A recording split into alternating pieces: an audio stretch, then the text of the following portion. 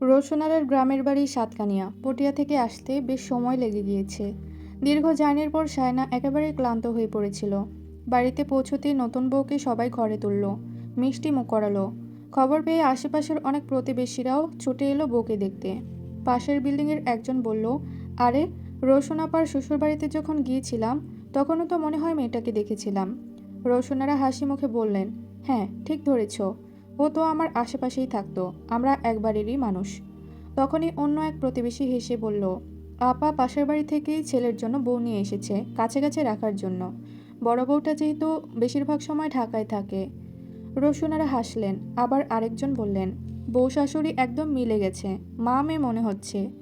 রসুনারা স্নিগ্ধ কণ্ঠে বললেন, আমার কাছে যখন নিয়ে এসেছি তখন আমার মতো হয়ে যেতে হবে। সায়না কথাটা শুনে একবার শাশুড়ির দিকে তাকালো। রোশনারা হাত বাড়িয়ে তার মাথার পেছনে আলতো করে বুলিয়ে দিলেন। তারপর বললেন, ভেতরে যাও, তিতলি, তুমি ওকে নিয়ে যাও, হাত মুখ ধুয়ে ফ্রেশ হয়ে নিক। খাওয়া দাওয়ার আয়োজন আগে থেকেই করে রাখা। তৌসিফ জুসের গ্লাস নিয়ে বসে পড়েছে। তিতলি তার পাশে সোফায় পা তুলে বসে ফোন টিপছে।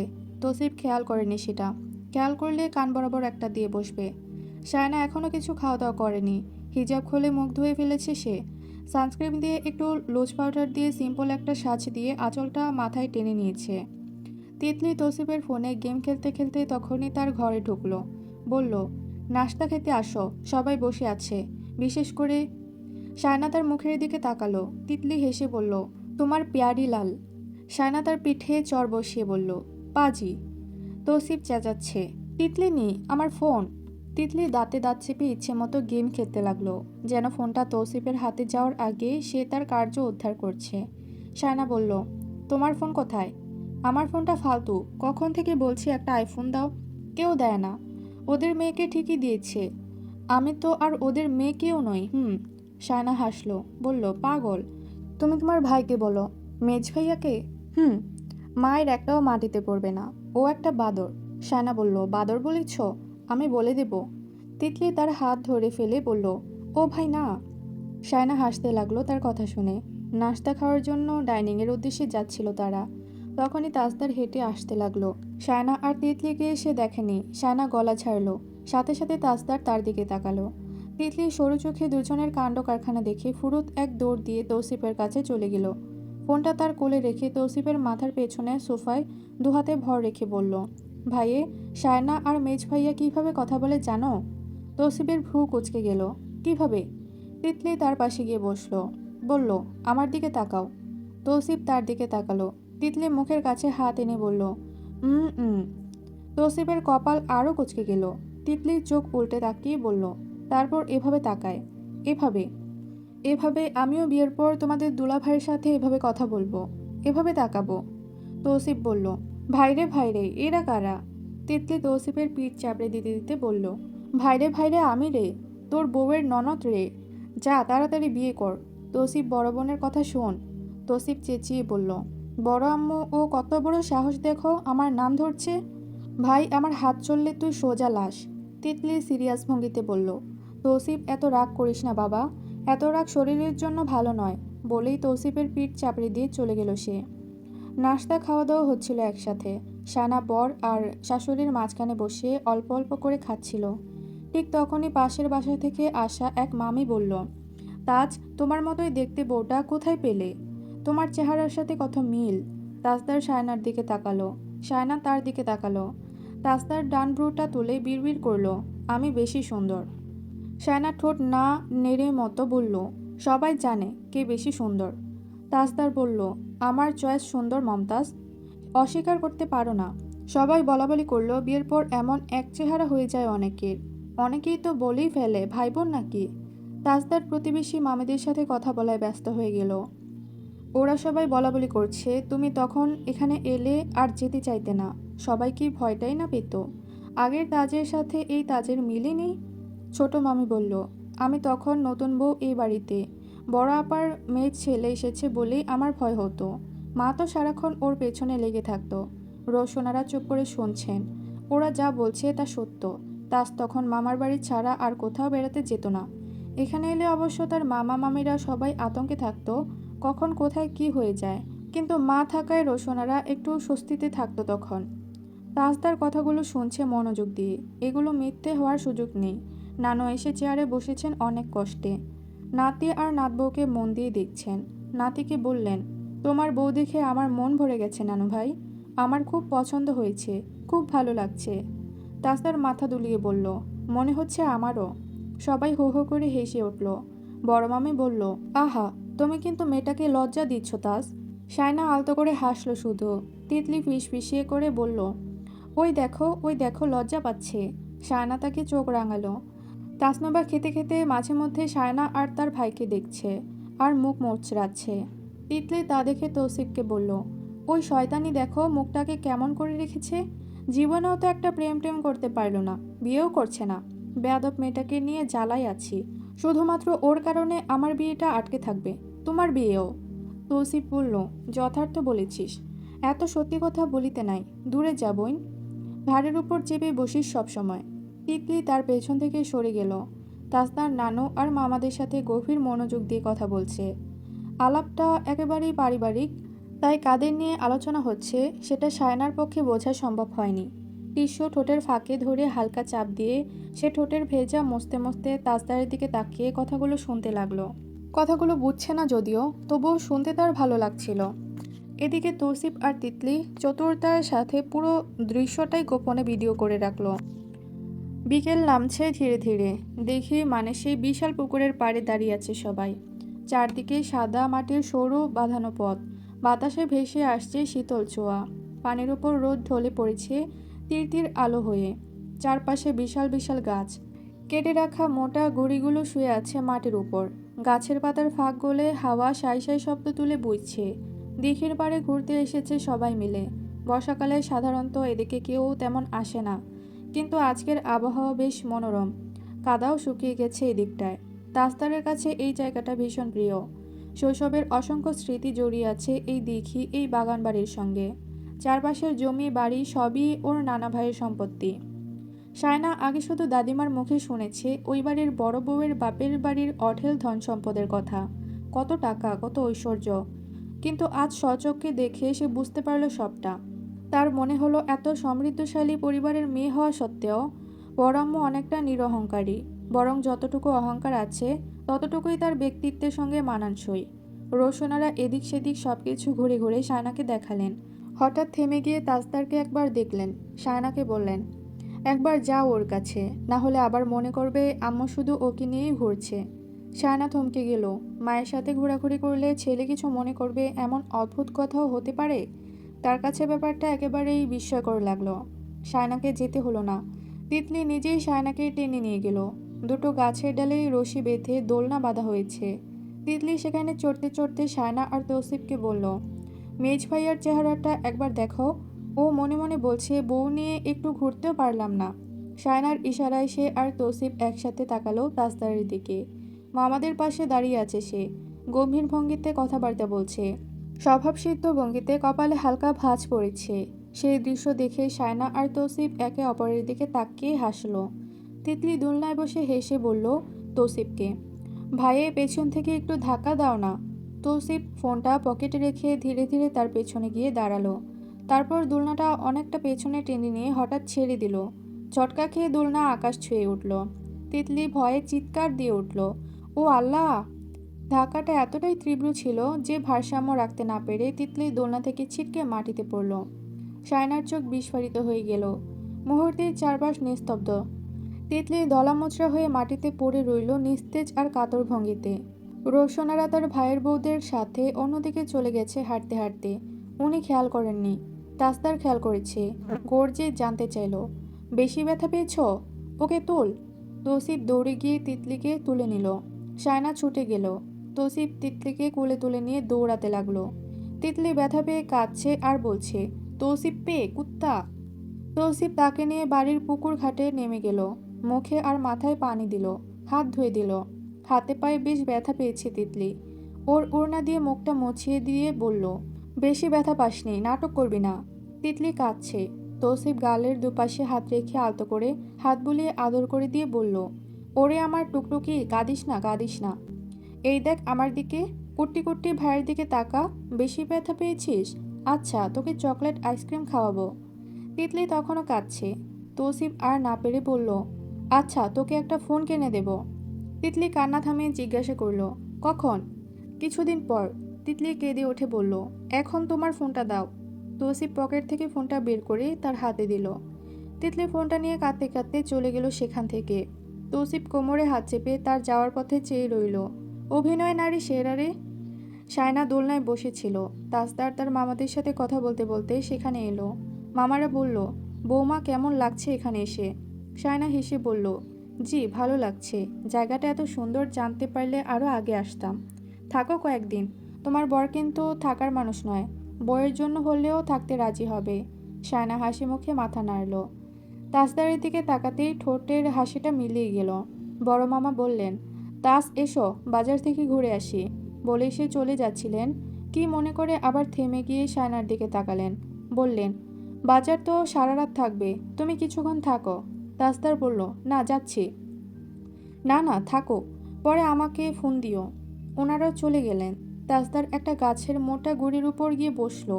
সায়না দোলনায় বসে হাতের চুড়িগুলো দেখছে।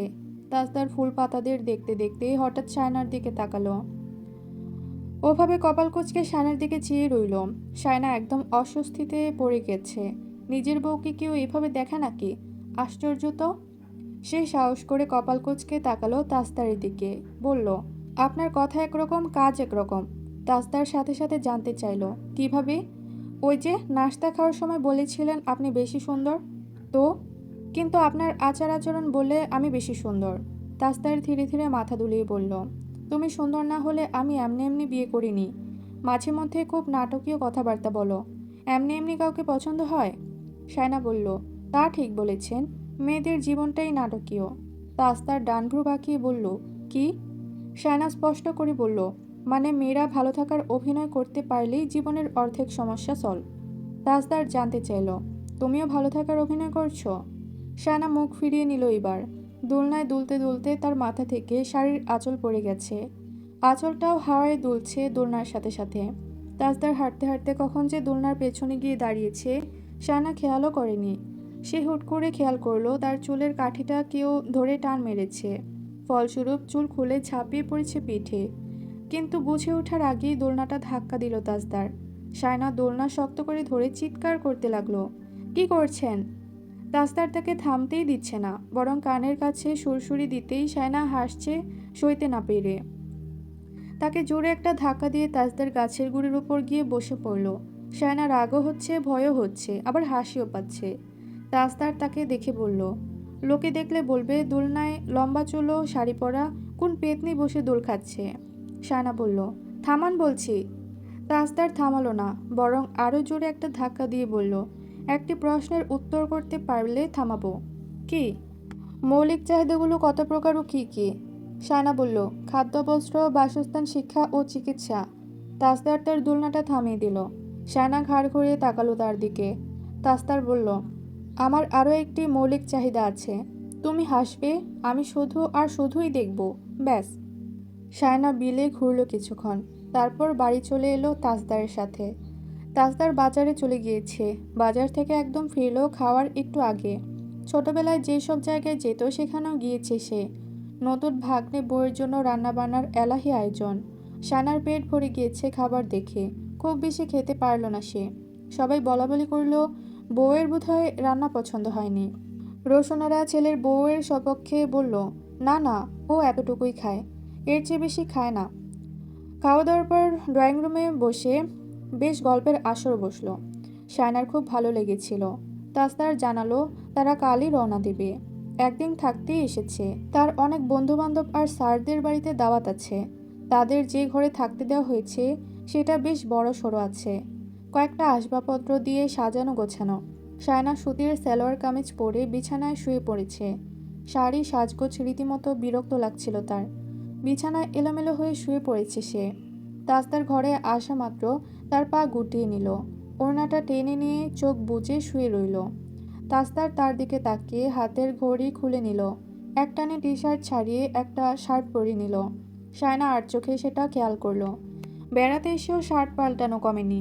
এই লোকটা বড় আম্মুকে খুব জ্বালিয়েছে ছোট থেকে, এখন তাকে জ্বালাচ্ছে। তাজদার শার্টটা পরে আয়নায় তাকিয়ে তাকিয়ে শার্টের হাতা গোটালো, কল্লা ঠিকঠাক করলো। শায়নার দিকে তাকাতেই শায়না একদম ঘুমের ভান ধরে শুয়ে থাকলো। তাজদার তার পাশে এসে শুয়ে পড়ল। কিছুক্ষণ পর শায়নার একদম নড়াচড়া নেই। তাজদার বলল, তুমি এদিকে ফিরো, নইলে আমি তোমাকে এখন জাপটে ধরবো। শায়না একদম চুপ। সে দেখতে চায় এই তাজদার সিদ্দিকী ঘুমের মধ্যে তার সাথে কি কি করতে পারে। তাজদার কিছুক্ষণ চুপ করে রইল। তারপর হঠাৎ শায়নার কানের কাছে গিয়ে বলল, ধরলাম। শায়না চমকে উঠে তার দিকে ফিরে গেল, বড় বড় চোখ করে তাকালো। তাজদার ঠোঁট বাঁকিয়ে বলল, ভয় পেয়েছ? শায়না চুপ। তাজদার তার নাক চেপে দিয়ে বলল, চলো ইংলিশ মুভি দেখবে, দ্য ম্যাট্রিক্স। শায়না বলল, আমি বুঝি না। ওরা খুব ফ্লুয়েন্টলি ইংরেজি বলে, সাবটাইটেল আছে, বুঝে যাবে। তাজদার ল্যাপটপটা চালু করলো, পিঠ বরাবর রাখলো। শায়নার দিকে কপাল কোঁচকে তাকাতেই শায়না তার পাশে এসে পিঠের নিচে বালিশ রেখে শুলো। আগামাথা কিছুই বুঝছে না সে, কপাল কুঁচকে দেখছে। তাজদার তাকে সংক্ষেপে বলে গেল কি হচ্ছে, কি ঘটছে, কি হতে চলেছে। শায়না বলল, বোরিং। তাজদার বলল, গাধি, এগুলো অ্যাকশন থ্রিলার, ফিলোসফিক্যাল টুইস্ট আছে, মন দিয়ে দেখো। শায়না বলল, গাধি ডাকলেন তাই আর দেখব না। বলেই সে ফিরে যাচ্ছিল, তাজদারের হাত তার মাথার নিচে গিয়ে তাকে টেনে ধরল। শায়নার মাথা তার বাহুর ওপর এসে থামল। তাজদার বলল, চুপচাপ দেখো, কোনো কথা না। শায়না মন দিয়ে মুভিটা দেখতে লাগলো।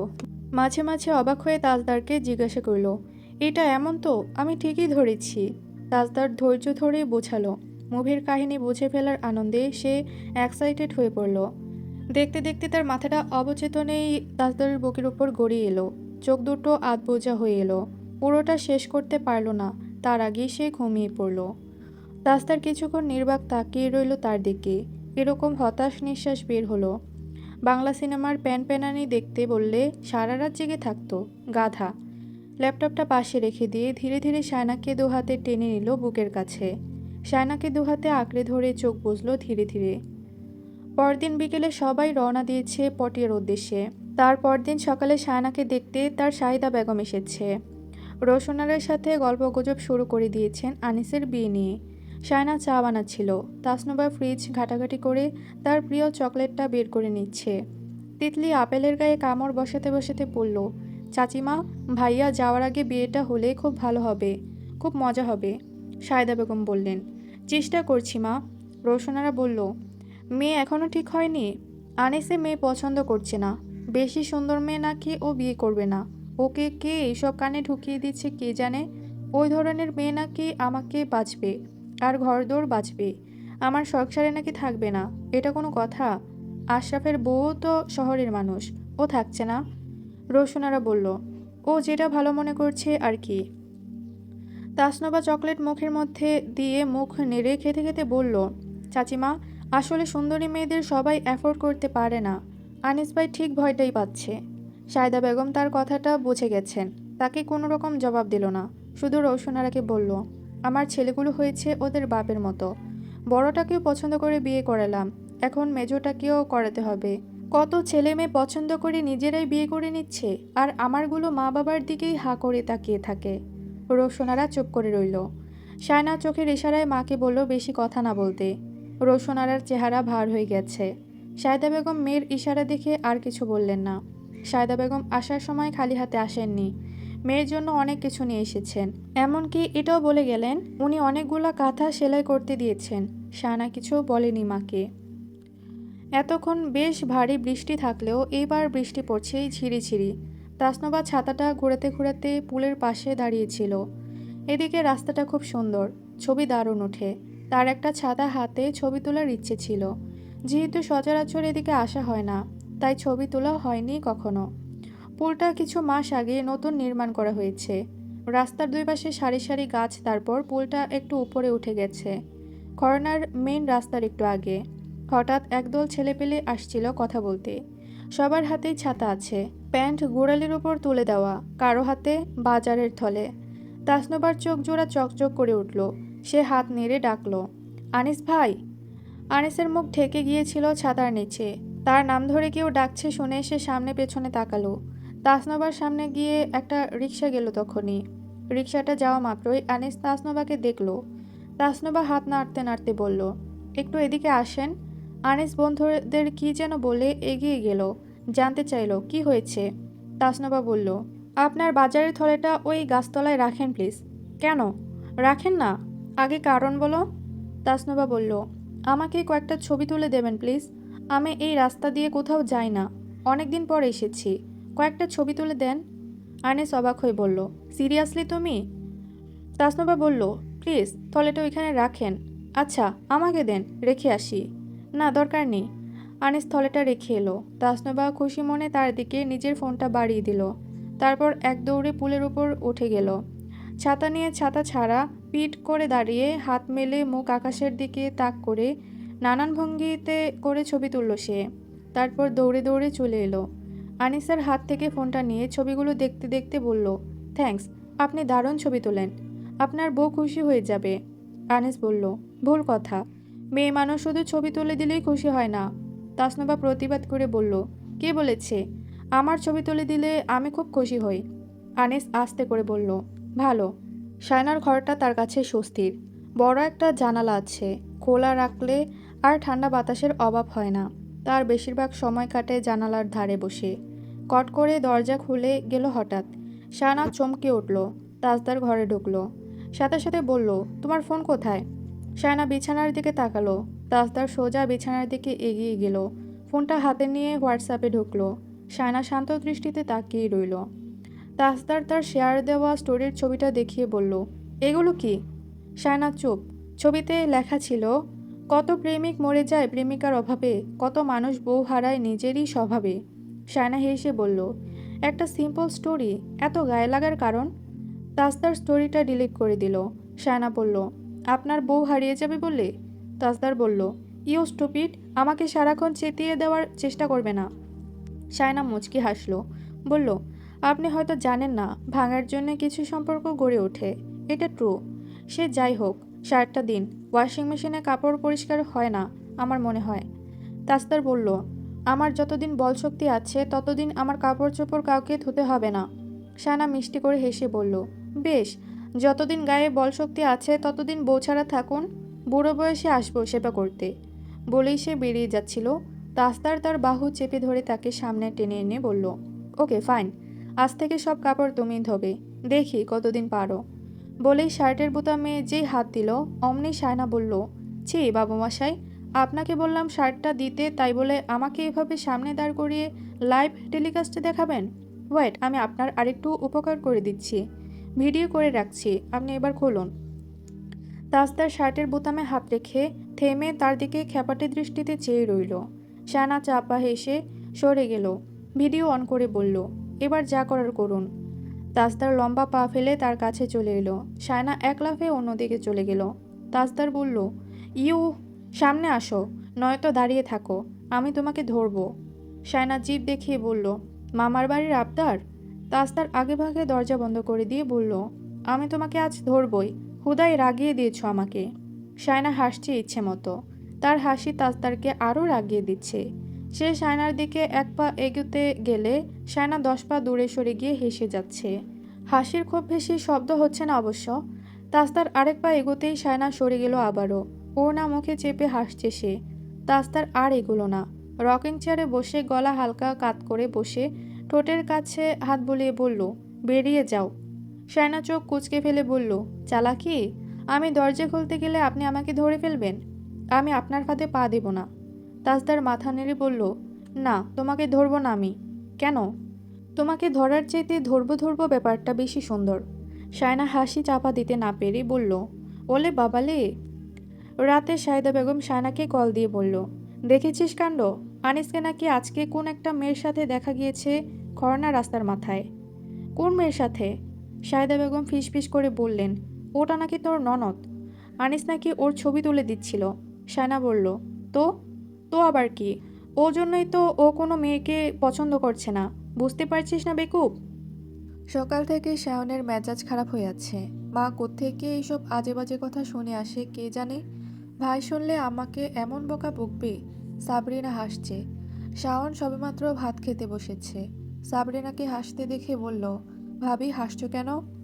সাবরিনা বলল, আম্মা হাইপার হয়ে গেছে, আজকে মেজ ভাই এলে ঘরে বোমা ফাটবে। শাওন গালে ভাত নিয়ে বসে রইল। ভাতটা চিবিয়ে নিয়ে ডাকলো, আম্মা, আম্মা, এইদিকে আসো। খবরদার ওকে এইসব বলবে না। সায়দা বেগম এলেন রান্নাঘরে। শাওনকে বলল, চিল্লাচ্ছিস কেন? শাওন বলল, তুমি এইসব ফালতু কথা ওকে বলবে না, খবরদার। পাড়ার কারোর সাথে আর কোনো গল্পগুজব করবে না। তোমার কানে এক একটা বাজে কথা তুলে দেয় ওরা। সায়দা বেগম বলল, আমি বলেছি ওদের আমার ছেলেরা এমন না। ওরা বলল গরিবের কথা বাসি হলেও সত্যিই হয়। দেখে নিও আশরাফের মা, সবাই এমনভাবে বলছে আমার মনে হচ্ছে সত্যি সত্যি এমন কিছু আছে। এরকম যদি হয় তাহলে সব শেষ হয়ে যাবে। দাদিমা বলল, তোর মায়ের আর শান্তি নেই। বাইরের কথা ঘরে টেনে এনে নিজে অশান্তিতে ভোগে। শোনো, তোমার ছেলে পছন্দ করলে বউ করে নিয়ে আসবা। এত ভয়ের কি আছে? সায়দা বেগম বললেন, মাথা খারাপ নাকি আম্মা? আপনি জানেন না ওই মেয়ের স্বভাব চরিত্র কেমন? আমার শানুকে সারাক্ষণ কথা শোনায়। মেয়ে আমার ভালোই, নইলে তো ননদ ভাইয়ের বউ লেগে যেত। কি বেয়াদব মেয়ে সেটা তো সবাই জানে। সুন্দর মুখটা ছাড়া আর কি আছে ওই মেয়ের? তবা তবা, আমার আনিসের সাথে আমি এইসব ভাবতেই পারি না। আমার ভোলা ভালা ছেলেটা কারো ধারেও নাই, কারো পাছেও নাই। না না, আমি ওকে এই মাসের মধ্যেই বিয়ে করাবো, মানুষ যা বলার বলুক। শাওন বলল, এই তো লাইনে এসেছ। মামাকে বলো ভালো মেয়ে পেলে খোঁজ দিতে। দেখে শুনে একটা নিয়ে আসো তাড়াতাড়ি, মানুষের মুখে চুনকালি পড়বে। খোদাই তেরাবেরা লাগাই দেয়। ভাই ওই মেয়েকে বেয়াদব বলে কথায় কথায়। সে কিনা ধুর ধুর, মাইনছের আর কাজ কাম নাই।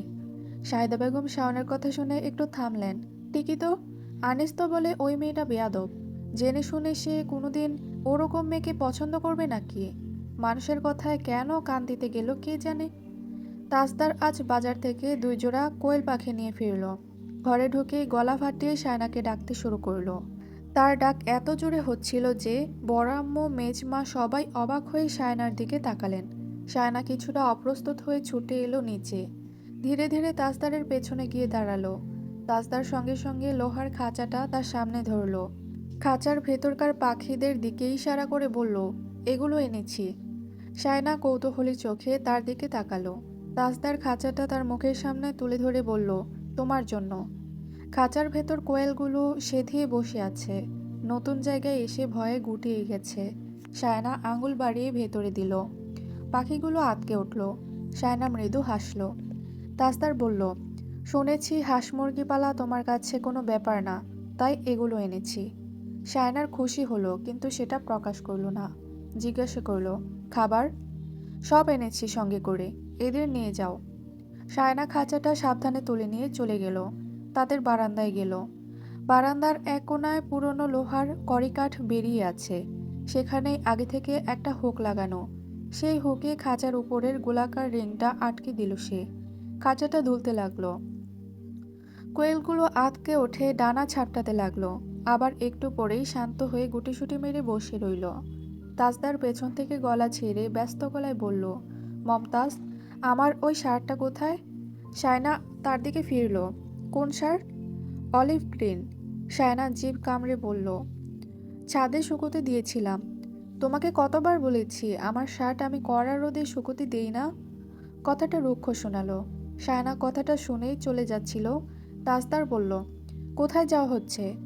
শায়না বলল, শার্টটা আনতে যাচ্ছি। আর কোনোদিন যদি আমি আপনার শার্টে হাত দিই, আমার নাম শায়না মমতাজ নয়। তাজদার তার হাত ধরে ফেলে বলল, আমার শার্টে হাত দেবে না মানে? ধরবে না বলতে চাইছ? শায়না বলল, হ্যাঁ, ধরবো না। ধরবে না? সত্যি? হ্যাঁ সত্যি। তাজদার তার হাত ধরে টেনে নিয়ে গেল ঘরে। তারপর দরজা বন্ধ করে তার সব শার্ট, টি শার্ট, কোট এনে শায়নার 2 হাতে রাখলো। গলায় ঝুলিয়ে দিল। তারপর ছোটবেলার সেই তাজদার সিদ্দিকের মতো গলা বাঁকিয়ে বলল, তুমি ধরবে না ভালো কথা, কিন্তু আমার সব শার্ট কোট এসে তোমাকে এসে ধরবে। তখন তুমি না ধরে কোথায় যাও আমি দেখব। শায়না সব বিছানায় ফেলে দিয়ে বলল, আমি জীবনেও আপনার শার্ট ধোবো না, শুকোতেও দেব না। কাজও করব, আবার ধমকানিও শুনবো? মগের মুল্লুক নাকি? তাস্তার বলল, তুমি আমাকে ইচ্ছে করে রাগাচ্ছ? শায়না পাল্টা প্রশ্ন করল, আপনাকে চাইলেই রাগানো যায়? তাহলে তো বলতে হবে আমি আপনাকে কন্ট্রোল করতে পারছি। Control my foot? তুমি 100 বার আমার শার্ট ধুয়ে যাবে। তুমি না ধুলে তোমার ঘাড় ধুয়ে দেবে। সায়না বলল, ধোবো না মানে ধোবো না, কে আমাকে দিয়ে কাজ করায় আমি দেখব। তাজদার আদেশ করল, যাও ওই শার্টটা নিয়ে এসো, তুমি শুকোতে দিয়েছ তাই নিয়ে আসার দায়িত্ব তোমার। সায়না কোনো প্রতিবাদ না করে চুপচাপ শুনল। কয়েক মুহূর্ত পরে সে ফিরে এলো ঝরা কাঠের মাথায় শার্টটা ঝুলিয়ে। তাজদারের সামনে তুলে ধরে চোখের ইশারায় বলল, শার্ট। তাজদারের চোখ মুহূর্তেই বিস্ফারিত। শক্ত হাতে কাঠটা ধরতেই করাত শব্দে সেটা মোচড়ে দু টুকরো হয়ে গেল। ভয়ে সায়না আঁতকে উঠে পিছিয়ে যাওয়ার আগেই তাজদার ঝড়ের মতো তেড়ে এসে তার দুই বাহু চেপে ধরল। পরক্ষণেই নিজের গাল দিয়ে সায়নার গালে এমন হিংস্রভাবে ধাক্কা দিল যে সায়না ভারসাম্য হারিয়ে কাত হয়ে ছিটকে পড়ল বিছানায়। গালে হাত চেপে তবুও বলল, ধুবো না আপনার শার্ট, ধোয়া তো দূর, ছুবও না আমার হাত দিয়ে। তাজদার ঠোঁট বাঁকিয়ে বলল, শার্ট ছুঁয়ো না, শার্টের মালিককে ছুলেই যথেষ্ট। সায়না বলল, আমার গালে ব্যথা দিয়েছেন, আমি সবাইকে বলে দেব। তাজদার রসিকতা করে তার দিকে ঝুঁকে এসে বলল, এসো তোমাকে আরেকটু ব্যথা দিই। সায়না লজ্জা পেয়ে বিছানা থেকে নেমে এক দৌড়ে দরজার কাছে ছুটে গেল। দরজা খুলে দৌড় দেবে তখনই তাজদার বলল, ওকে ফাইন, রাতে কথা হচ্ছে। সায়না তার দিকে ফিরে বলল, আপনি আমার সাথে আর কোনো কথা বলবেন না, একটা শব্দও না। তাজদার বলল, ওকে, কথা ছাড়াও কাজ করা যায়। রোশনারার কানে এসেছে কথাগুলো। তিনি সব কথা মনোযোগ দিয়ে শুনলেন। মুন্নির মা রসিয়ে রসিয়ে বলল, আশরাফের মা তো কাল থেকে ভালো করে খাওয়া দাওয়াও করেনি টেনশনে। আমাকে বলল আমার ছেলের কিসের ঠেকা পড়েছে ওদের মেয়ের পেছনে ঘুরতে, কত মেয়ের বাপ ঘুরছে ওর পেছনে। আমার আনিস ও মেয়েকে একদম পছন্দ করে না, এক কথায় বেয়াদব বলে দেয়। ওই মেয়ের তো বিয়ে ভেঙেছে, দেখবে আরও ভাঙবে। ওই ধরনের মেয়েরা জামাইয়ের ঘর করতে পারে না। সারাক্ষণ আমার শানুটার পেছনে লেগে থাকে কিভাবে কথা শোনানো যায়। আমার মেয়েটার মুখ ভার নয়তো অনেক কিছু হতো এতদিনে। রোশনারের খুব খারাপ লেগেছে কথাগুলো। আশরাফের মা এইসব ভাবে তার মেয়েকে নিয়ে। মনির মা আরও বলল, আনিসের একটা স্যার নাকি তাসনুবা মনির মামা শ্বশুর ছিল। গত বছর তো আসছিল ওদের বাড়িতে ঈদের সময়, দেখেছিলাম আমরাও, আপনারা বোধহয় খেয়াল করেন নাই। বিউটির মা সানিয়ার মায়েরাও সবাই বলতেছে ওর বিয়েটা আনিসই ভাঙছে, মানে কানপড়া দিয়েছে। ওই স্যার তো আনিসকে নিজের ছেলের মতো আদর মহব্বত করে। যদি আনিস বলে ওই মেয়ে বেয়াদব, উশৃঙ্খল, তাহলে তো ওর স্যার ওর কথা সহজেই বিশ্বাস করে নেবে। উনি তো নাকি আসল ঝামেলাটা লাগাইছে। রোশনারা চমকে গেল। আনিস বিয়ে ভেঙেছে? না, ওকে এরকম ছেলে মনে হয় না। কিন্তু ও নোবার ছবি তুলে তুলে দিয়েছে, এইসব সত্যি? রোশনারা কথাটা তাজউদ্দিন সিদ্দিকীকে বলেছে। উনি কথাটা শোনা মাত্র হাইপার হয়ে গেলেন। আশরাফের মায়ের সাহস দেখে অবাক হচ্ছে। আমাদের সাথে আত্মীয়তা করতে পেরে যা তা বলা শুরু করেছে দেখছি। আমার মেয়ের নামে এইসব এইভাবে বলে কোন সাহসে? আমার মেয়ের জন্য হাজারটা সম্বন্ধ এসেছে, এখনও আসছে। ও বিয়ে করবে না বলেছে, তাই আমি আগাচ্ছি না। রোশনারা বলল, আহা, চেঁচাবেন না। আনিস নাকি নোবার ছবি টবি তুলে দিয়েছে, এইসব মানুষ বলা বলি করছে। আনিস নাকি কোনো মেয়েটে পছন্দ করছে না, সবাই তাই বলছে ও নোভাকে। এইসব আর কি, আমার মাথার উপর দিয়ে যাচ্ছে সব। আর বেশি কিছু বলতে হলো না তাজউদ্দিন সিদ্দিকীকে, তিনি সব বুঝে গেলেন। কিছুক্ষণ চুপচাপ রইলেন, বললেন, ওরা কথা তো ভুল বলেনি, ওর স্যারটার জন্যই তো বিয়েটা ভেঙেছে। তিনি পরদিন আনিসকে হাতে নাতে ধরলেন বাজারের মোড়ে। এইটুকুই ছিল তাজমহল গল্পের পর্ব 36 থেকে 38 পর্যন্ত। ভিডিওটি ভালো লাগলে একটি লাইক দিবেন এবং পরবর্তী পর্বগুলো দেখতে চ্যানেলটি সাবস্ক্রাইব করে রাখবেন।